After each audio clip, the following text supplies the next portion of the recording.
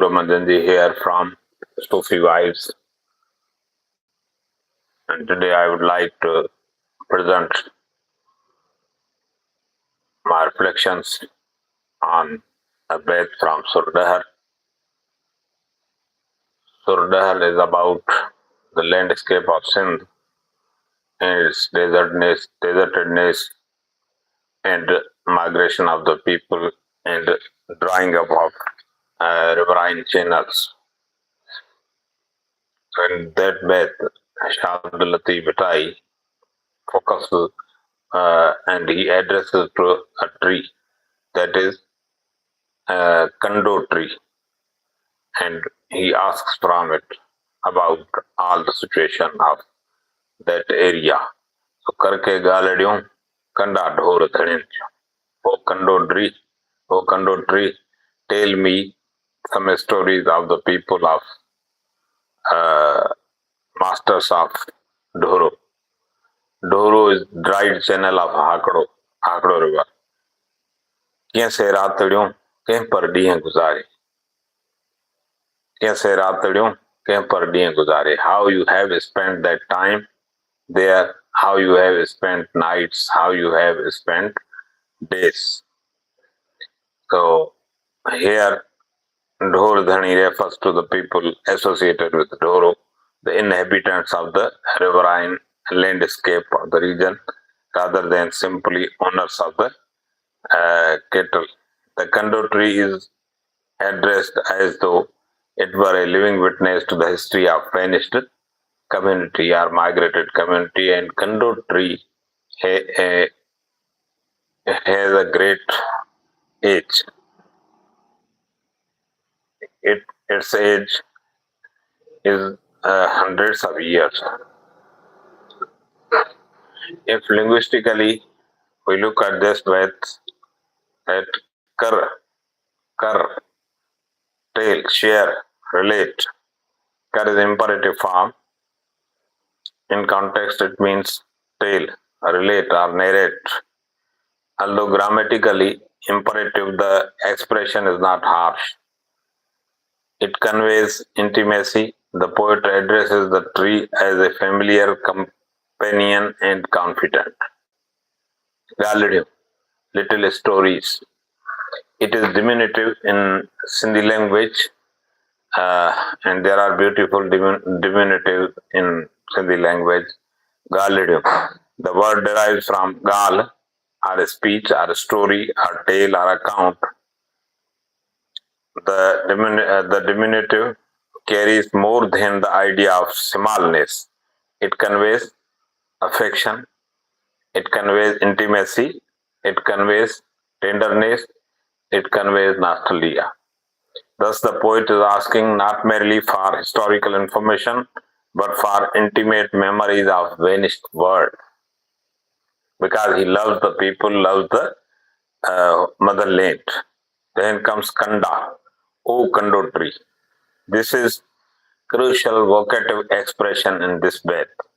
The poet directly addresses the Kando tree, transforming an inanimate element of nature into a conversational partner. That is craft of Shah Abdul Latif. This is an example of personification. Nature is given the capacity to remember and communicate. The Kando therefore becomes a witness of the history. Dhor Dhani. The expression can be understood as the people of Dhoro, masters of Dhoro, are those who belonged or lived by the Dhoro at the bank of the Dhoro. The term evokes a whole human community whose existence was connected with water, land, settlement, agriculture, personal life, the riverine environment. Thus, one phrase opens up an entire historical landscape. Ratri, those nights. This is a diminutive form of Rat or night. Like Galadium, it carries tenderness and emotional intimacy. The nights can be understood literally, but poetically they also. evoke waiting, rest, love, fear, separation, human experience. Kemper, in what manner, how, in what way, or how you have spent. The question shifts the poem from simple historical inquiry toward an existential question. How did you have lived those days and nights? How did those people actually live their lives? ॾींहं गुज़ारे, past the days. कंहिं पर ॾींहं गुज़ारे, how you have spent your days. How did the people live their days? Poetic and stylistic analysis of this faith. One of the most striking features of this faith is interrogative structure. Latif does not simply tell us that the people of the Dhoro lived there in the past. Instead, he asks the conductor, how did they live? How did they live? This transforms history into an act of remembering. And by doing that, he tries to make in living to the history or alive to the history. The Ved contains several implicit contrasts as past, present. Significance of that contrast is what existed versus what remains. Settlement is with contrast of desolation, human habitation versus abandonment, human voice and silent tree. The absent speak through nature. Life in contrast with absence. People have disappeared, but memory remains. Time and permanence. Human life passes while nature witnesses. Nature remains. Nature is sustainable. The people have disappeared, but the tree remains. Consequently, absence itself becomes a form of presence. That is the craft of the poet, to reflect presence through absence. Philosophical analysis, memory and history. The Ved can be read as profound meditation on memory. The Kandu tree functions almost like a living archive. The people are gone. Their houses and settlements may have disappeared. The landscape has changed. Yet the tree remains as witness. Witness of the living society of those days and witness of the deserted landscape. Latif's question to the tree is essentially, who remembers the people who have disappeared from this landscape? The answer is nature remembers, because none have remained there without natural landscape. The landscape itself becomes a repository of human history. Impermanence and passage of time. A central philosophical idea in this faith is impermanence, not permanence, being not permanence. Human communities, settlements, rivers, prosperity, and even landscapes are subject to change. What is inhabited today may become deserted tomorrow. The Ved therefore embodies a fundamental philosophical truth that human existence is temporary. Human existence is temporary, but the traces of human existence may survive in nature and memory. The contrast between nights and days reinforces the idea of the continuous passage of the time. Life is represented as something that must ultimately be passed or spent. Nature as a witness to human history. Latif does not use the Kandu tree merely as decorative scenery or a tree only. The tree is a historical witness to the yore. It represents a fascinating relationship between human history and natural environment. The poet suggests that when human voices disappear, nature may remain as the silent witness to the existence. From a modern literary perspective, this can also be approached through eco-criticism. Nature is not merely the background against which history occurs. Nature participates in and preserves the memory of history. The Kando tree is therefore both landscape and archive. Existential interpretation of this myth. The apparently simple question: how did they pass their days? How did you pass your days? Has a human broader existential significance. Although Latif asks the people who lived in the past, the question can equally be directed toward every human being. How are we spending our days? What are we doing with our lives? What remains after we are gone? The question about the past consequently becomes a question about the present human condition. The vanished people of Toro become representative of humanity itself. Sufi interpretation of this Ved. From a Sufi perspective, the Ved can be connected with the concepts of fana, transience, or annihilation of individual self, zaman, the passage of time, safar, the journey of existence, dunya, the temporary world, baka, enduring reality. The human being who once inhabited the Doro have passed away while the natural world continues. The Kando can therefore be symbolized enduring witness of existence, while Dhoro Dhani represent human beings who are temporarily traveler in the world. The question becomes: how does the traveler spends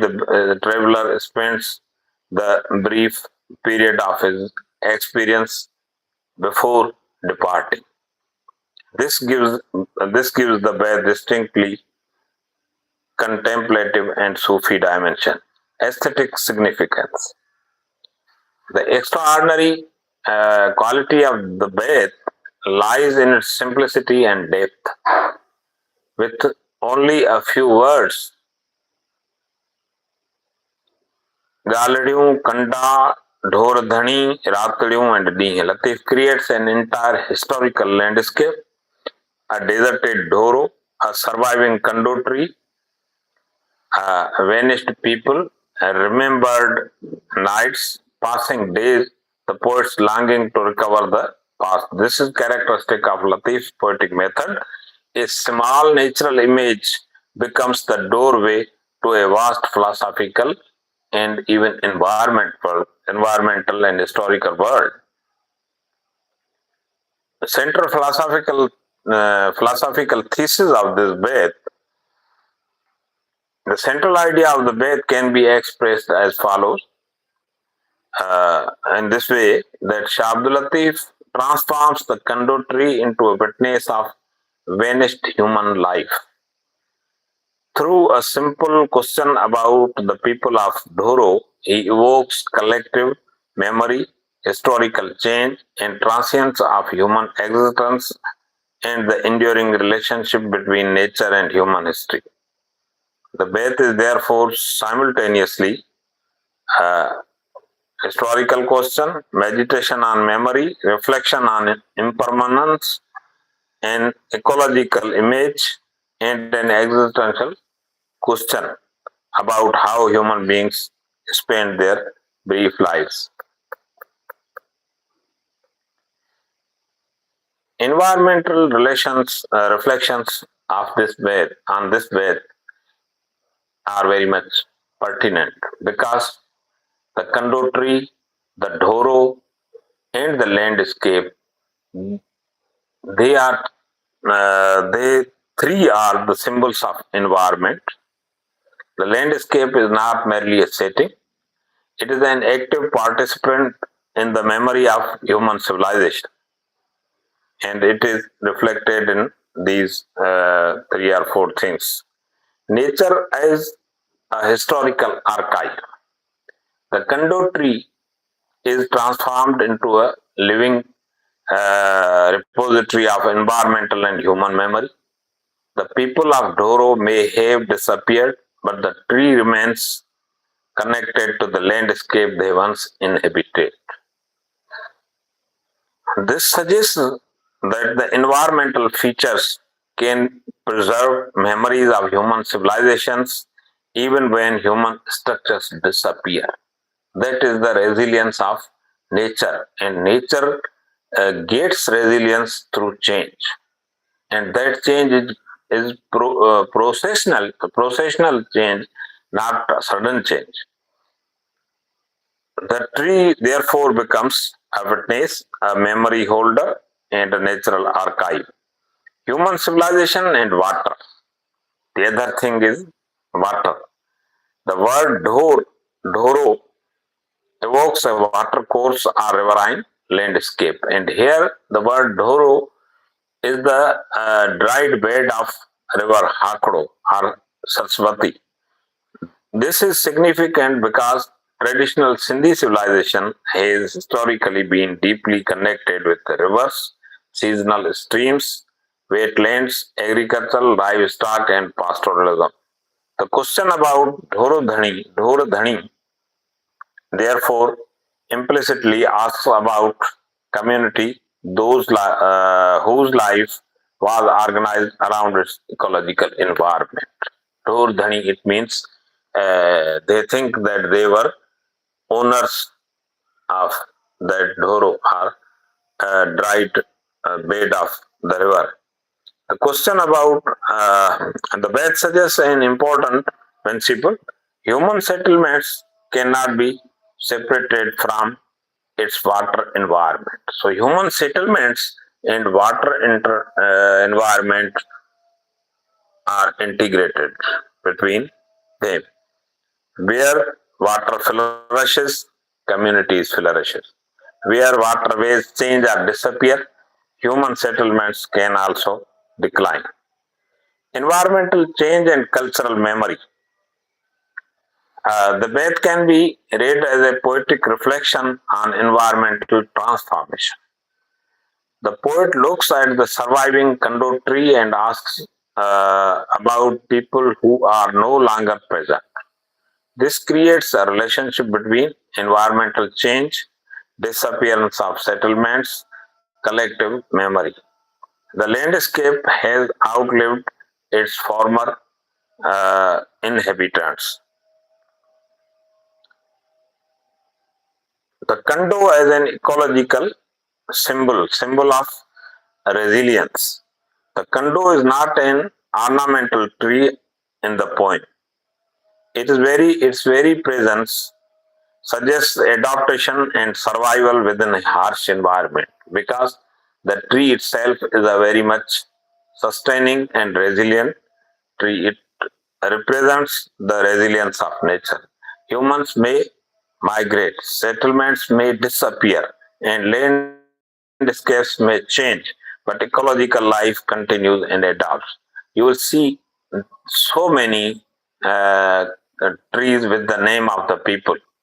As it is said that uh, where there lived Shah Habib, and there was a fame that these are the Kando trees of Shah Habib. Shah Habib is a Kanda. So the tree thus stands between two worlds, the vanished human world and the continuing natural world. Environmental ethics. There is an implicit ethical question in the Ved. The poet does not dominate nature or treat it merely as an object. Instead, he speaks to the tree with respect. Kanda, O Kanda. O Kandu tree. This direct address creates an intimate relationship between human consciousness and the natural world. From a contemporary environmental perspective, this can be interpreted as a movement from nature as object, nature as subject. The tree is given a voice, memory, and significance.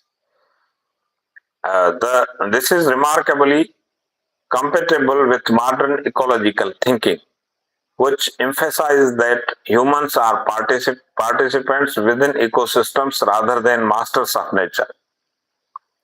Ecological interdependence. The Beth also suggests an underlying ecological relationship: water, vegetation, animals, human settlements, and culture. The Doro provides the ecological foundation for life. Vegetation grows within that environment, and people and animals depend upon it.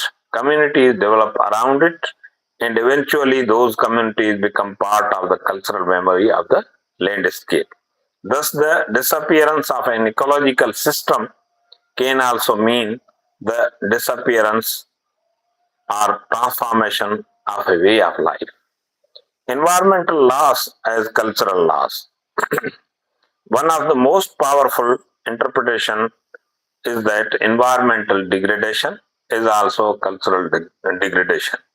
When a river, doro, wetland, forest, or pasture disappears, we do not lose only biodiversity, we may also lose settlements, occupations, agricultural traditions, pastoral practices, folk memories, songs and stories, and cultural identities. The Kandu's question, therefore, becomes a question about lost ecological civilization. Human and nature relationship. The Beth presents a relationship very different from a purely anthropocentric worldview. The poet does not stand outside nature and describe the tree. He enters into dialogue with it. That is the poet's immersion with the nature or landscape. The dialogue establishes a poetic relationship. Human remembers nature, human remembers nature, nature remembers human. That is a reciprocal relationship. Eco-critical reading. From an eco-critical perspective, the Beth can be interpreted through four interconnected ideas: eco-critical concept and expression in the Beth. Nature as subject, the Kando is directly addressed. Environment, human environment interdependence, Doro and its people are inseparable. Environmental memory, the tree preserves the memory of vanished people. Ecological impermanence, human settlements and landscapes change over time. The Ved therefore anticipates a central principle of contemporary environmental humanities. The history of humanity is also the history of its relationship with environment. Environment creates societies, environment creates cultures, and change of the environment changes everything. Environmental philosophy. The deepest environmental philosophy of the Ved can be summarized in three propositions. First, human beings belong to the landscape. Without land, without earth, without soil, there is no concept of any society. The Doro are defined through their landscape with Doro. Second, the landscape outlives human generations. The people disappear while the Kando remains as witness. Third, environmental change transforms human civilizations. When the ecological conditions of a people change, human patterns of settlement and culture may also disappear. Thus, the Beth moves beyond nostalgia It asks us to consider what happens to human civilization when its ecological foundations change. Contemporary relevance of this debate is very much pertinent. The debate has remarkable relevance to present day environmental concerns in Sindh and South Asia. Those concerns can be listed as water scarcity, drying riverine systems, degradation of wetlands, deforestation, desertification, loss of biodiversity, displacement of river dependent communities, climate change, and disappearance of traditional ecological knowledge. Latif's question is that how did they pass their days? How they lived there? How you have seen their Okando? And can therefore be transformed into a contemporary question that how are present generations treating the rivers, trees, land, animals, and ecosystems upon which their own lives depend? It means how is the relationship of human beings with the environmental phenomena. Integrated interpretation of this myth, the linguistic, philosophical, historical, and environmental dimension of this myth converge around one central idea: the disappearance. It is the idea that the disappearance of a human community is inseparable from transformation of landscape in which the community lived. The Kandu tree is consequently much more than a tree. It becomes a symbol of nature plus memory plus history plus ecological resilience plus human impermanence. Academically, we can say that uh, in Surdar, Shah Abdul Latif Bhitai turns the Kandu tree into a living ecological witness by addressing the tree and asking it to recall the people of the Dore Dhani. He dissolves the conventional boundary between human history and natural history. He makes them help together and to express collectively.